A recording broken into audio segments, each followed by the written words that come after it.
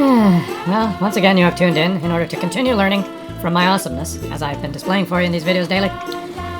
And some of the player base is catching on to some of the awesome Unicom strategies which I am proposing and sharing with you, and that is to take the field with a fast tank in order to confuse the enemies and ensure victory within the first 5 or 6 seconds of the game, which makes my job a little bit harder.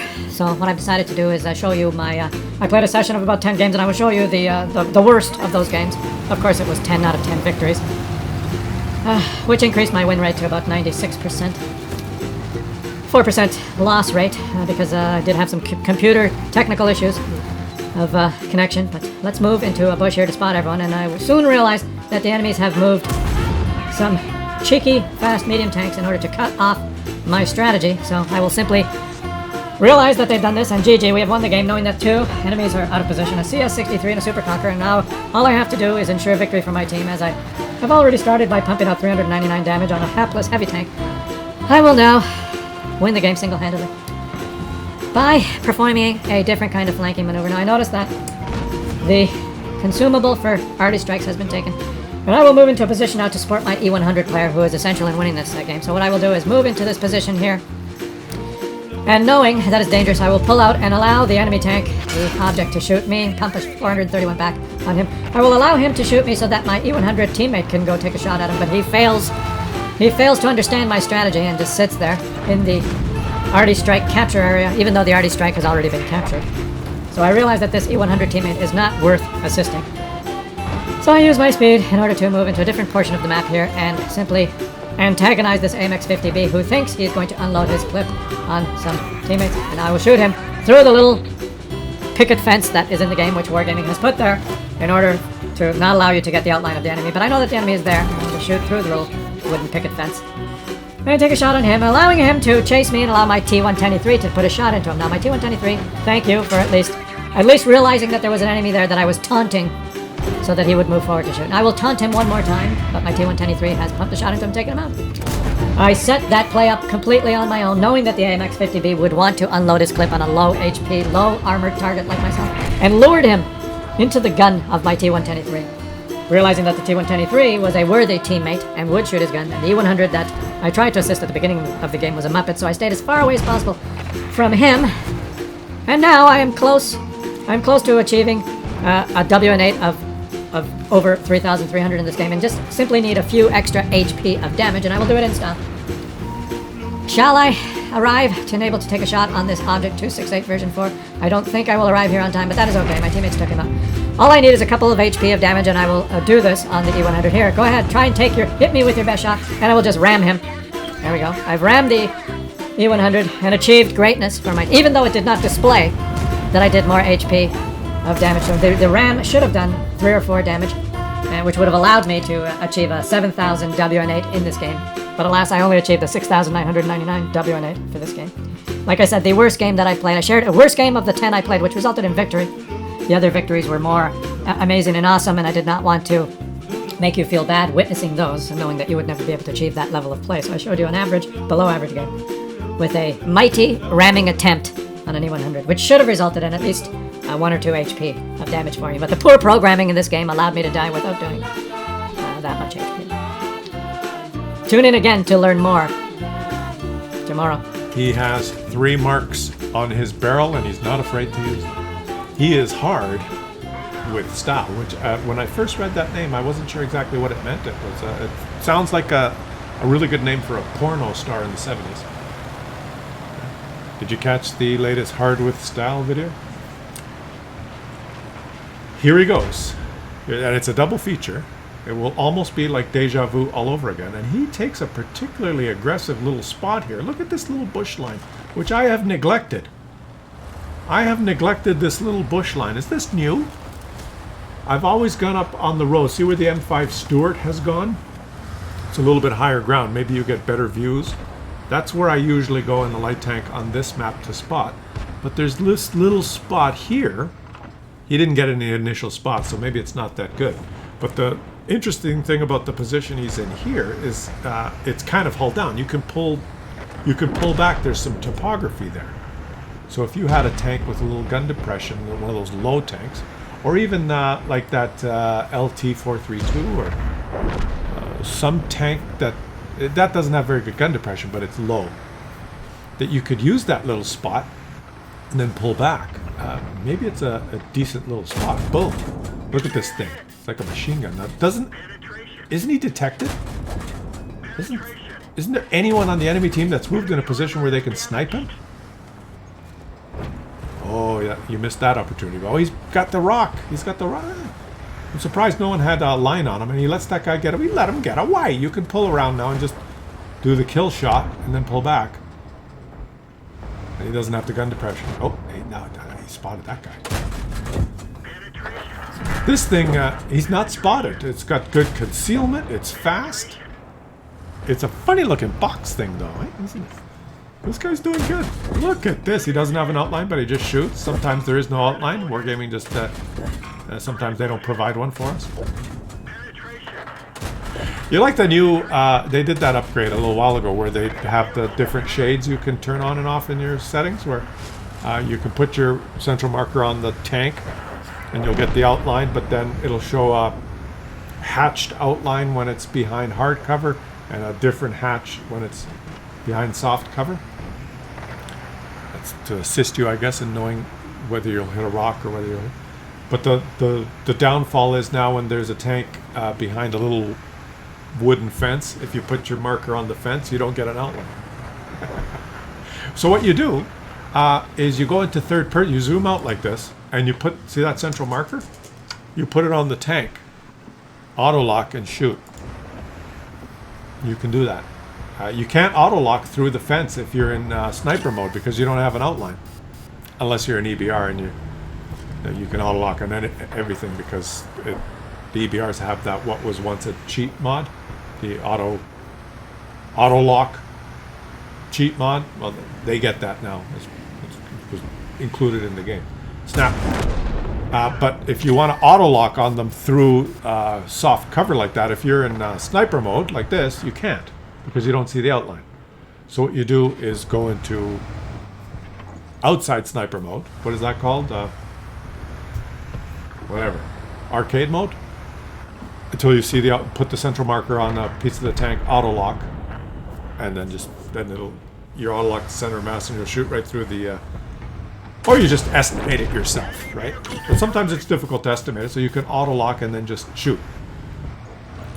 Snap. Ooh. Snap. Ooh. The commander's knocked out, but he can still shoot. He's only got three crew members. Commander was knocked out, but he still had very good accuracy. This guy's having fun in this little thing. Look at this. He's probably stealth here because of this tiny little bush. And now he's behind the rock. Oh, he's spotted. That's okay. This KV-1S is going to feel the power of this fast shooting gun. I think he's still lit. If it was, yeah, he's still lit. See, the KV-1S is the guy who lit him. Oh, no, that's a problem. That's a problem. That's a problem. That was a problem. Oh, this could be a problem. Oh! Just auto lock and shoot. He's down at 6 HP, guys. Losing 913. Almost 2,000 damage. He's running around the battlefield. Just shooting as fast. Oh, he's spotted. Damn. Who spotted him? There's some guys in the field there. He's by himself now, guys. He's by himself, and so he has to be careful. Boom. Yeah, that's one. And boom. Look at this. Boom. Move up, spot, and then pull back. Move up, spot, and pull back. Oh. Oh, okay. His RNG is evaporated, guys. His RNG is evaporated because there's two in the cap. You could go back and reset, which is what I would do, but he's just going for the damage. Oh, you muppet. You got a lot of time. And now KV-1S is coming. You don't see the KV-1S? I saw the KV-1S. I think he would have won this game if he went back and reset, guys.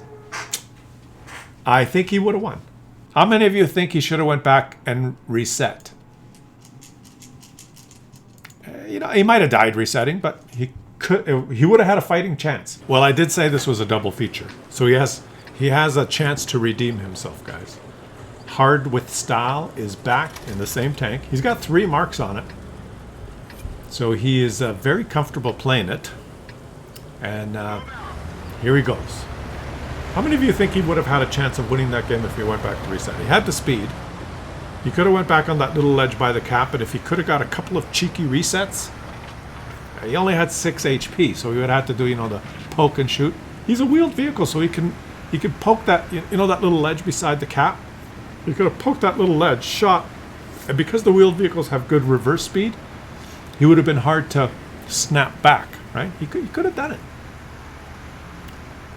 I guess he thought I can farm more damage and get a better result just by shooting this heavy tank. I guess that was his decision, rightly or wrongly. But if he went to reset, the IS eventually would have went that way. He might have, there's a lot of variables. There's a lot of variables. But I always go for the win. And I know that to the detriment of doing damage sometimes, right? Sometimes you, and he took a blind shot. Sometimes I will, obviously if there's someone in the cap, I'm going to reset.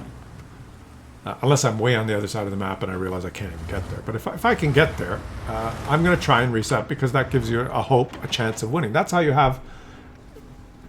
can have the amazing result that so unexpected if it actually works out. And not going back is kind of like giving up. Okay, so he did 500 more damage farming that last tank instead of going back. I don't know. Let me know what you guys think. There's 2 ways of looking at it, right? All is lost. Might as well just farm some damage. I guess there's nothing wrong with that as well. And players learn that from a lot of the streamers and content providers that are very worried about their stats. Right? There's a lot of them that are simply worried about their stats, WN8, and how much damage they do, and achieving like marks of excellence and stuff. You have to do damage. Really, winning is not. That's not one of the factors. So they do that. They have their own goals, their own things they're trying to do, and a lot of the player base watches that, and then they say, "Oh, that's how you do it." Kind of take their cue from that. But I don't do that. I try and win the game. Not to say that some of the really good players don't want to win the game. Obviously, they got good win rates and they do well. But in a situation like that, is when your personality comes through. Right? That's when it's in those times of adversity, or when the chips are down, or when there's a quick decision to be made, when you're on the spot. That's when your real self comes through. Well, so this particular player likes to, he's interested in doing lots of damage and having his 3 marks. There's nothing wrong with that. Nothing wrong with that. This is one of the games that happens, right? That doesn't happen in, say, checkers. You play checkers, the object is to jump the other pieces and win. There's no WN8. I lost, but my WN8 was higher because I got two kings, and then I didn't jump anyone. I get a better WN8 if I get more than 1 king. So, imagine if there were different measures in some other games. Right? This is one of the few games that there's a measurement that everyone, or that all the people that are worried about their stats are worried about. WN8. It has nothing to do with winning. Imagine if there were other games like that, like tennis. You lose the set, but maybe you had more ground stroke percentage or something. Oh, I'm a better player because my ground stroke percentage was... Yeah, but you didn't get any fucking points. Isn't it all about winning? If it's a competitive game? I mean, some games it's just about participation ribbon. I know that. Like in school and stuff. See what he's doing right here on this ridgeline? Okay, that's my point. Do you see what he's doing? He's poking the ridgeline, and because he's a wheeled vehicle, he can pull back so fast. And he just took out 3 guys. There's Pauser. He just took out 3 tanks that were facing him, trying to shoot him on that ridgeline. Did you see that? That's what I'm talking about. If he just went back to reset on that little ledge and did what he just did. There were 2 tanks in the cap.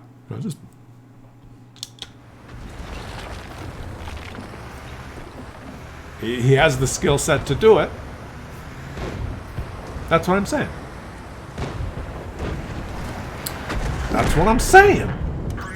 Permission to engage. Now he's just going to permission to engage this guy down. Oh. Oh. And this guy has no idea what's going on. Oh. I might have to try and play this thing. This thing looks like a beast. See, okay. The ridgeline. Oh, he took 2 shots into that guy. Wow.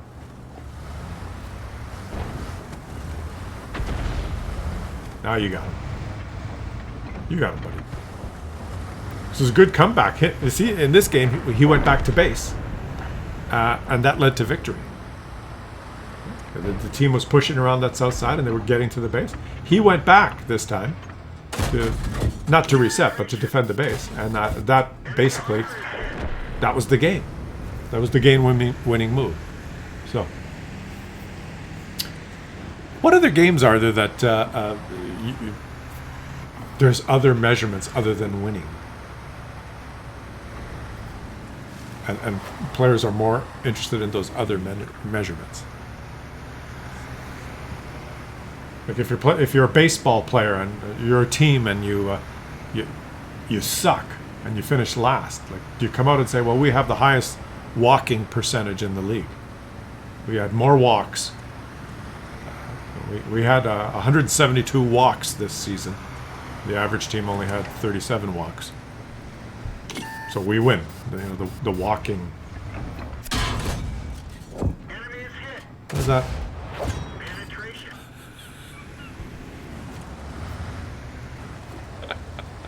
Only a World of Tanks. I lost, but my WN8 was really good WN8 in that game. I got an extra 4 shots in a losing effort. There's winning damage and losing damage, right? There's damage that you can classify as this damage really helped win the team when you take out very important enemies or at crucial times or in crucial spots in the map. And then there's non-winning damage, damage you do the game. You're going to lose, but you're doing irrelevant damage at the end. And it's you get the same XP for the damage, and WN8 gives you points for damage, regardless if it's winning damage or losing damage. I guess it would be hard to program the difference between winning damage and losing damage. You need an AI XP generator. Right? You need something with a brain to dish out the XP rather than just the formula. And I don't think we're there yet. But this gun. This gun. This gun. Oh! You've got the HP now, buddy. I think you could just... Oh, that's surprising. You got the HP, you could just go. Go! Take the low ground. Oh, no, don't take the low ground. Don't worry about it. He's not going to hit you. It's a Gorilla. This gun! Holy shit! Maybe the British wheeled vehicle line is OP. He's fired the gun a lot, but he's only done 2,100 damage. It seems like a lot, but it's low alpha. But it seems like they would be fun to play. Mobile, accurate.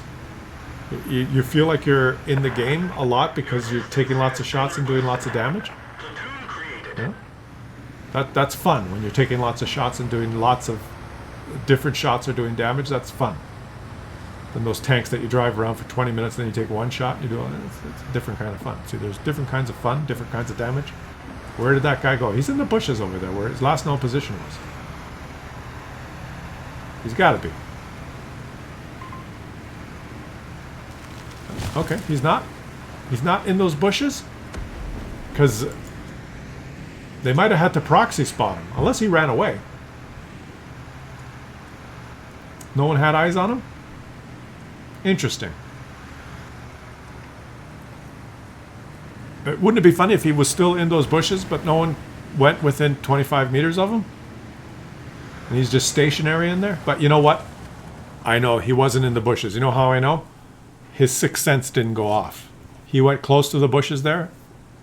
That's how you know. He went so close that he would have been, if he was in those bushes, he would have been spotted, right? So his sixth sense would have went off. So it didn't go off, so he knows he's not in those bushes. He probably ran down the C line. He's down at C0 or something, hiding. Like the pussy he is. Oh no, there he is. That was an ace victory. And that was winning damage that he showed us in this game, and losing damage that he showed us in the first game. But well done, Hardwith Style. Obviously, you are an expert fighting in this tank, the AEC, and that WN8 on this game was 10,248. So well done, my friend. I'll catch you guys on the next one.